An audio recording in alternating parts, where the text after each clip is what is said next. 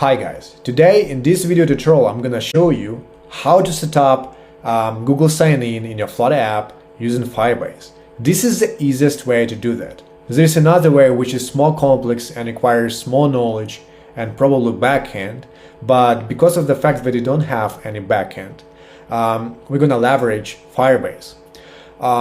Okay, follow along this video to make sure that you configured everything properly, and yeah, let's get started. First of all, we just need to copy that command in a terminal to clone that project. Go to Firebase Console, create its project. Provide your project name. Also, feel free to disable Google Analytics. We don't need that for our demo project. In the meantime, let's just configure our dependencies.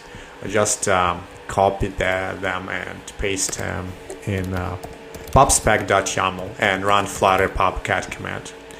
Also make sure to run pod install under iOS directory to install Firebase properly on iOS device.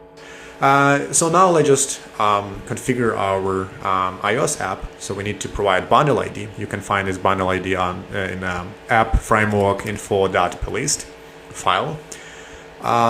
Register app. So now we don't need to download anything. Just click next and continue. So now let's just go and configure authentication to configure specifically Google provider. Flip the switch to enable it and select your support email. Hit the save button. So now we just need to download the file and make sure you open Xcode. Within the Xcode, you just need to drag and drop that file into the runner directory to ensure the file is properly linked. Click the finish. So now we need to provide this block of code in our info.plist file. Also provide a reverse ID from Google service-info.plist file. So now let's just add some code to initialize Firebase in our main.dart. Copy that function for sign-in in our login screen.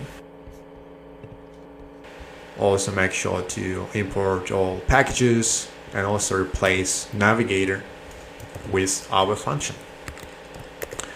After that, let's just go to home screen where we need to add a variable of type of user. Now we need to replace hard-coded values with our real